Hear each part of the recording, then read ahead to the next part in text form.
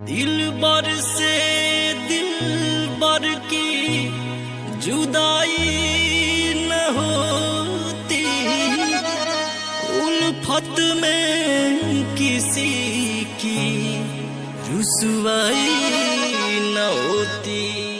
और कितना अच्छा होता यारो अगर प्यार में कभी बेवफाई न होती।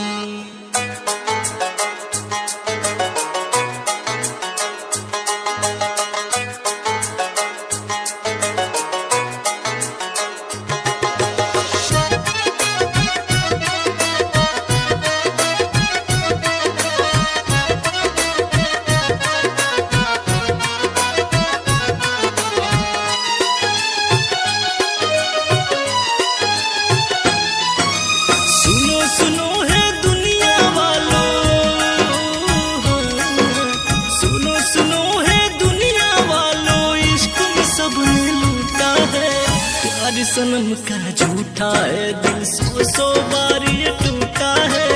प्यार सनम का झूठा है दिल सौ सौ बार ये टूटा है। इश्क झूठा है, इश्क झूठा है, इश्क झूठा है, इश्क झूठा है।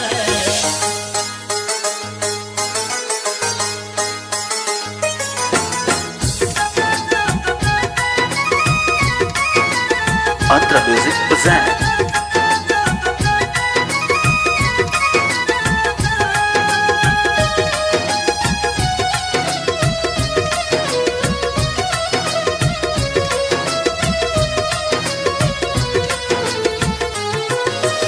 इन हसीनों के चक्कर में अब न हमको बना है। लुटा दिया सब माल खजाना, मुश्किल जान बचाना है, मुश्किल जान बचाना है, मुश्किल जान बचाना है। इन हसीनों के चक्कर में अब न हमको बना है। लुटा दिया सब माल खजाना, मुश्किल जान बचाना है। नींद गवाई चैन गवाया है, नींद गवाई चैन गवाया, घर वालों ने कूटा है। प्यार सनम का झूठा है दिल सौ सौ बार ये टूटा है। प्यार सनम का झूठा है दिल सौ सौ बार ये टूटा है। इश्क झूठा है, इश्क झूठा है, इश्क झूठा है, इश्क झूठा है।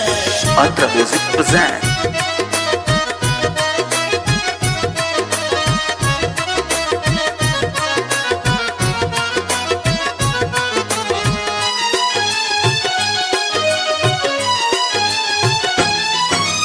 अब नहीं करना इश्क किसी से हमने कसम उठाई है। शिव जी भंगेड़ी जी तू गणेश अच्छी तेरी मिताई है, अच्छी तेरी मिताई है, अच्छी तेरी मिताई है। अब नहीं करना इश्क किसी से भीमसेन कसम ये खाई है। ब्रिज मोहन मुन्ना उगर से योगेश अच्छी तेरी मिताई है। सारे